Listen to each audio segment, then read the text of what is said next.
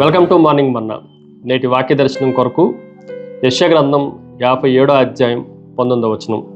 వారిలో కృతజ్ఞతాబుద్ధి పుట్టించుచు దూరస్తులకును సమీపస్తులకును సమాధానము సమాధానమని చెప్పి నేనే వారిని స్వస్థపరిచేదనని యెహోవా సెలవిచ్చుచున్నాడు.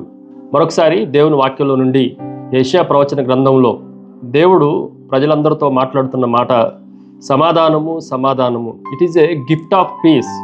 ఈ వచనం యొక్క థీమ్ని మనం జాగ్రత్తగా ఆలోచన చేయొచ్చు. ఇది శాంతిని సమాధానాన్ని అనుగ్రహించే కృపావరము.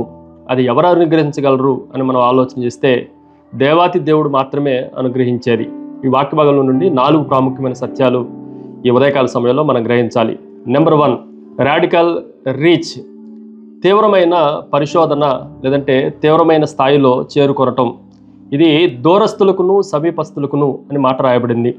ఈరోజు దేవునికి దూరస్తులుగా తప్పిపోయిన చిన్న కుమారుడులాగా ఉన్న, దేవునికి సమీపస్తులుగా సంఘములో మనం నాటబడిన వారంగా ఉన్న దేవుడు మనలందరినీ ప్రేమతో పిలుస్తున్నాడు అన్న సత్యాన్ని మనం గ్రహించాలి. వీళ్ళందరినీ సమకూర్చేవాడు, ఎవరిని విడిచిపెట్టేవాడు కాదు, అందరినీ ఐక్యపరిచేవాడు. కాబట్టి ఇది అందరినీ పరిశోధనాత్మకంగా తీవ్రమైన స్థాయిలో దేవుడు సమకూరుస్తున్నాడు అన్న సత్యాన్ని మనం గ్రహించాలి. రెండో విషయాన్ని మీకు జ్ఞాపకం చేస్తాను. రెస్ట్ఫుల్ రిలీజ్, ప్రశాంతమైన విడుదల. వచనంలో జాగ్రత్తగా ఆలోచన చేస్తే వారిలో కృతజ్ఞతా బుద్ధి పుట్టించుచు.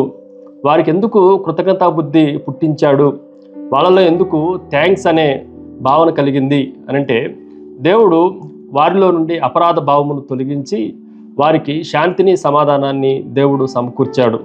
వారిలో ఉన్న గిల్టీనెస్ పోయింది.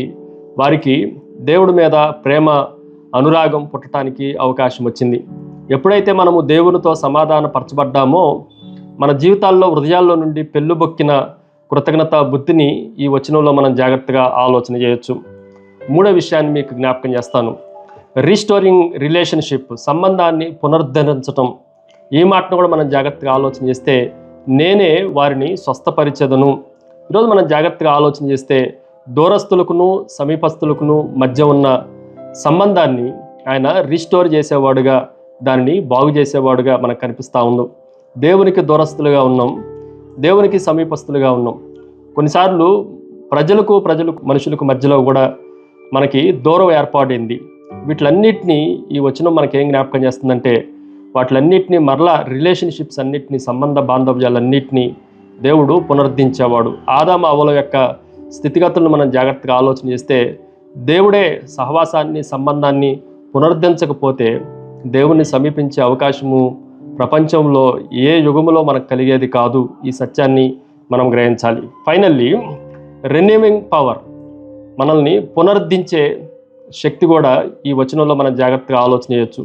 ఎందుకు స్వస్థత అనంటే పాపము నుండి మనం విడిపింపబడి నూతనమైన పునరుద్ధరణ శక్తితో క్రొత్త జీవితంలోనికి బలముతో ప్రవేశించడానికిని, పాత జీవితాన్ని విడిచిపెట్టి పరిశుద్ధ జీవితాన్ని లీడ్ చేయటానికి కావలసిన శక్తిని దేవుడు మన లోపలే భద్రపరుస్తున్నాడు. ఈ సత్యాన్ని ఈ ఉదయకాల సమయంలో మనం గ్రహించాలి. ప్రార్థన. సకల ఆశీర్వాదములకు కారణభూతుడగు తండ్రి, మరొకసారి మమ్మల్ని స్వస్థపరిచే దేవుడు అని, మా సంబంధాలన్నింటినీ పునరుద్ధరించే దేవుడు అని మిమ్మల్ని స్తుతిస్తూ ఆరాధిస్తూ యేసు నామమున అడిగి వేడుకొంచున్నాం తండ్రి. ఆమెన్. God bless you.